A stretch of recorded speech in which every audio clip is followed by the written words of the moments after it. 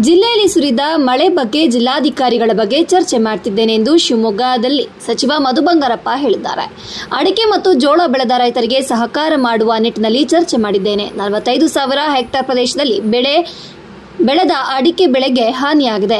ಈ ಬಗ್ಗೆ ಕೃಷಿ ವಿವಿ ಅಧಿಕಾರಿಗಳು ಹಾಗೂ ಜಿಲ್ಲಾಧಿಕಾರಿಗಳು ಜೊತೆ ಚರ್ಚೆ ಮಾಡಿದ್ದೇನೆ. ಅಡಿಕೆ ಸಂಶೋಧನೆ ಕೇಂದ್ರ ಸ್ಥಾಪನೆಗೆ ಕ್ರಮ ತೆಗೆದುಕೊಳ್ಳಲಾಗಿದೆ. ಈ ಬಗ್ಗೆ ಕೇಂದ್ರ ಸರ್ಕಾರಕ್ಕೂ ಮನವಿ ಮಾಡಿಕೊಳ್ಳಲಾಗಿದೆ ಎಂದರು. ಇನ್ನು ಅಡಿಕೆ ಬೆಳೆಗಾರರಿಗೆ ಪರಿಹಾರ ನೀಡುವ ನಿಟ್ಟಿನಲ್ಲಿ ಕೇಂದ್ರದ ಅಧಿಕಾರಿಗಳ ಜೊತೆ ಚರ್ಚೆ ಮಾಡಿದ್ದೇನೆ. ಕೋಕೋನಟ್ ಬೋರ್ಡ್ ಮಾದರಿಯಲ್ಲಿ ಹೆಕ್ಟರ್ಗೆ 1,500 ಹಾಗೂ ರೂಪಾಯಿ ಪರಿಹಾರ ನೀಡಲು ಯೋಜಿಸಿದ್ದಾರೆ. ಆದರೆ ಈ ಸಹಾಯಧನ ಹೆಚ್ಚಿನ ನೀಡುವಂತೆ ಪತ್ರ ಬರೆದಿದ್ದೇನೆ. Royal Collection Mega Offer Alert. Buy products worth rupees 2,999. Get a stylish watch worth rupees 399 free. All types of caps, watches, belts, sunglasses, leather wallet, woolen caps. Our collection included trendy sunglasses, stylish caps, premium leather belt, smart leather wallets, branded watch, woolen caps. Visit us at City Center, Nehru Road, Shimoga. Contact us 7760734177. ನಾನು ಸ್ವಲ್ಪ ದಿವಸ ಈ assessment ಮಾಡ್ತಾ ಕೂತ್ಕೊಂಡಿದ್ದೆ. D C ಅವ್ರ ಹತ್ರ ಎಲ್ಲ ಕಡೆನೂ ಕೂಡ ಮಾತಾಡಿ, ಮೊದಲನೇದಾಗಿ ಮಳೆ ಒಂಥರ ಫ್ಲಡ್ಡು ಅಲ್ಲ, ಫ್ಲಡ್ ಎಲ್ಲೂ ಬಂದಿಲ್ಲ, ಆದರೆ ಜಿಟ್ರಿ ಮಳೆ, ಅದರಿಂದ ಬೇರೆ ಥರದ ಹಾನಿಗಳು ಜಾಸ್ತಿ. ಯಾವಾಗಲೂ ಅಷ್ಟೇ ಒಂದೊಂದು ಸತಿ ಫ್ಲಡ್ ಆದಾಗ ಬೆಳೆ ಸಂಪೂರ್ಣವಾಗಿ ನಾಶ ಆಗಿಬಿಡ್ತದೆ. ಆದರೆ ಈ ಜಿಟ್ರಿ ಮಳೆಯಲ್ಲಿ ಭಾಳ ಮುಖ್ಯವಾಗಿ ಈ ಕಡೆ ಭಾಗದಲ್ಲಿ ಅಡಿಕೆ ಬೆಳೆಗಾರರಿಗೆ ಭಾಳ ಹೆಚ್ಚು ತೊಂದರೆ ಆಗಿರ್ತಕ್ಕಂಥದ್ದು, ಮತ್ತು ಜೋಳ ಯಾರ್ಯಾರು ಹಾಕಿದ್ದಾರೆ ಅವ್ರಿಗೂ ಕೂಡ ಸಾಕಷ್ಟು ತೊಂದರೆ ಆಗಿರ್ತಕ್ಕಂಥದ್ದು ಮಾಹಿತಿಯನ್ನು ನಾವು 2-3 ದಿವಸಕ್ಕೆ ನಾನು ಡಿ ಸಿ ಅವರಿಗೆ ಮತ್ತು ಅವರವ್ರ ಅಧಿಕಾರಿಗಳಿಗೆ ಹೇಳಿದ್ದೀನಿ. ದಯವಿಟ್ಟು ಮಾಹಿತಿಯನ್ನು ಯಾವತ್ತೂ ಕೂಡ ರೆಡಿ ಮಾಡಿ ಇಟ್ಕೊಳ್ಳಿ ಅಂತ. ಯಾಕೆಂದರೆ ರೈತರಿಗೆ ಸಹಕಾರ ಮಾಡ್ತಕ್ಕಂಥದ್ದು 2 ವರ್ಗ ಬರ್ತದೆ, ಒಂದು ರಾಜ್ಯ ಸರ್ಕಾರ ಮತ್ತು ಒಂದು ಕೇಂದ್ರ ಸರ್ಕಾರನೂ ಕೂಡ ಮಾಡ್ತಕ್ಕಂಥದ್ದು. ಈಗ ಸುಮಾರು 40,000-45,000 ಹೆಕ್ಟೇರ್ಸ್ ಅಡಿಕೆ ಕೊಳೆ ರೋಗ ಬಂದಿದೆ ಅಂಥೇಳಿ ಆ್ಯಸ್ ಆಫ್ ನೌ ಮಾಹಿತಿ ತೊಗೊಂಡಿದ್ದಾರೆ.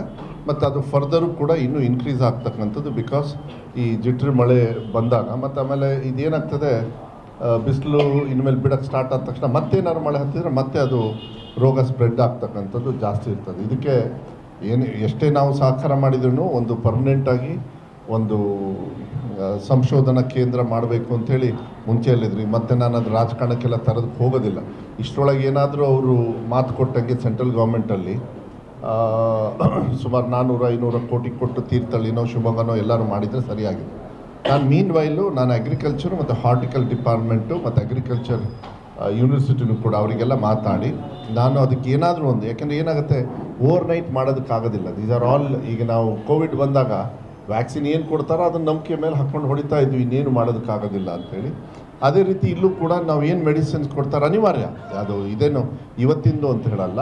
ನಾನು ಹೇಳೋದು ಯಾವುದೇ ಸರ್ಕಾರ ಆದ್ರೂ ಕೂಡ ಅದನ್ನು ನಾನು ಅವ್ರಿಗೆ ಸ್ವಲ್ಪ ಒತ್ತು ಕೊಟ್ಟಿದ್ದೀನಿ, ಆದಷ್ಟು ಬೇಗ ನೀವು ಮಾಡಿ ಅಂತ. ಕೆಲವರು ಇಲ್ಲ ಸರ್ ಇದು ಹಾಕಿ ಸರ್ ಸಕ್ಸಸ್ ಆಗಿದೆ, ಸರ್ ಅದು ಕೊಟ್ಟಿದ್ದು ವೇಸ್ಟ್ ಆಗಿದೆ, ಎಲ್ಲ ಥರದ ಮಾಹಿತಿಯನ್ನು ರೈತರು ನಾವು ಹೋದಾಗ ಹೇಳ್ತಕ್ಕಂಥದ್ದು ಸ್ವಾಭಾವಿಕವಾಗಿ ಹೇಳ್ತಾರೆ. ಆಮೇಲೆ ನಾನು ಅಡಿಕೆ ಬೆಳೆಗಾರ, ನಮ್ಮದು ಕೂಡ ಕೊಳೆ ರೋಗ ಎಲ್ಲ ಶುರುವಾಗಿ ನಾಶ ಆಗ್ತಕ್ಕಂಥ. ಆದರೆ ಚಿಕ್ಕ ಇಳುವರಿದಾರರು ಏನಾದ್ರೆ ಅವ್ರಿಗೆ ಭಾಳ ಸಮಸ್ಯೆ ಆಗ್ಬಿಡ್ತದೆ.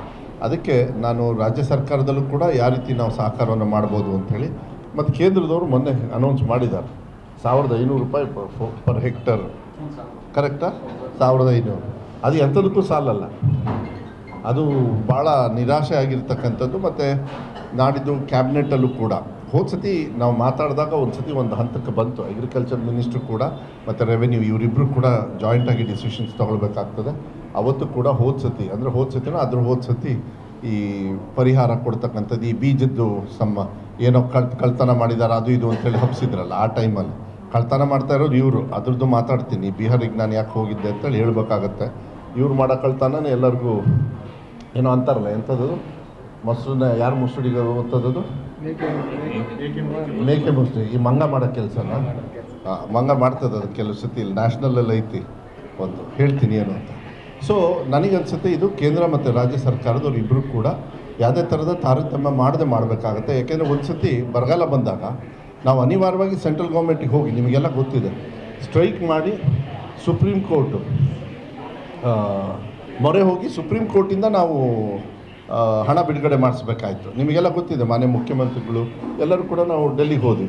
ಅನಿವಾರ್ಯವಾಗಿ ನಾವು ಏನಾರು ಹಾಗೆ ಮಾಡಬೇಕಾದ್ರೆ ಹಾಗೇನೂ ಮಾಡಬೇಕಾಗ್ತದೆ. ಬಟ್ ರಾಜ್ಯ ಸರ್ಕಾರದಿಂದ ಯಾವ ರೀತಿ ಸಹಕಾರ ಕೊಡಬೇಕು ಅನ್ನೋದನ್ನ ನಾನು ಕೂಡ ನಾಡಿದ್ದು 4ನೇ ತಾರೀಕು ಕ್ಯಾಬಿನೆಟ್ ಇದೆ, ಅನಿವಾರ್ಯವಾಗಿ ಅದನ್ನು ಚರ್ಚೆ ಮಾಡಬೇಕಾಗುತ್ತೆ. ಅದನ್ನು ಮಾಡಲಿಲ್ಲ ಅಂದರೆ ತಪ್ಪಾಗ್ತದೆ. ಯಾಕೆಂದರೆ 45,000 ಹೆಕ್ಟೇರು ಅಂದರೆ ಭಾಳ ದೊಡ್ಡ ಮಟ್ಟದ ಹಾನಿಯಾಗಿರ್ತಕ್ಕಂಥದ್ದು ಬಂದಿದೆ. ಅದ್ರ ಜೊತೆಗೆ ನಾನು ಈಗ ತಾನೇ ರಮೇಶ್ ಅವ್ರಿಗೂ ಕೂಡ ಮೊನ್ನೆ ಮಾತಾಡಿದ್ದೆ, ಏನಾದ್ರು ಒಂದು ಈ ವಿಚಾರನ ತಗೊಳ್ಬೇಕಂತ. ಈ ಕೋಕೋನಟ್ ಡೆವಲಪ್ಮೆಂಟ್ ಕಂಪ್ನಿನ ಬೋರ್ಡ್ ಎಂಥದ್ದು ಇದೆ, ಬೋರ್ಡ್ ಅಲ್ಲ, ಬೋರ್ಡ್ ಅವ್ರಿಗೊಂದು ಸತಿ ಬರೆಯೋದು ಒಳ್ಳೇದು ಅನಿಸುತ್ತೆ. ನಾನು ಬರಿತೀನಿ, ಮತ್ತು CMO ಆಫೀಸಿಂದ, ಮಾನ್ಯ ಮುಖ್ಯಮಂತ್ರಿಗಳ ಆಫೀಸಿಂದನೂ ಕೂಡ ಏನಾದರೂ ಬರ್ತಕ್ಕಂಥ ಒಂದು ಪ್ರಯತ್ನವನ್ನು ನಾವು ಮಾಡ್ತೀವಿ. ಯಾಕೆಂದರೆ ಅಲ್ಲಿ ಕೆಲವು ಸಹಾಯಧನ ಬರ್ತಕ್ಕಂಥದ್ದು ಒಂದು ವ್ಯವಸ್ಥೆನೂ ಇದೆ. ಅದನ್ನ ನಾನು ರಮೇಶ್ ಅವರು ಇದ್ದಾರೆ, ರಮೇಶ್ ಅವರು ಸ್ವಲ್ಪ ನನಗೆ ಅದನ್ನ ಇವತ್ತೇ ಟೈಪ್ ಮಾಡಿಸ್ಬಿಡಿ. ನನ್ನ ಕಡೆಯಿಂದ ಮಾನ್ಯ ಮುಖ್ಯಮಂತ್ರಿಗಳಿಂದನೂ ಕೂಡ ನಾನು ಯಾರಿಗೆ ಬರೆಸಬೇಕೋ ಅದು ಮಾಡ್ತೀನಿ. ಯಾಕೆಂದರೆ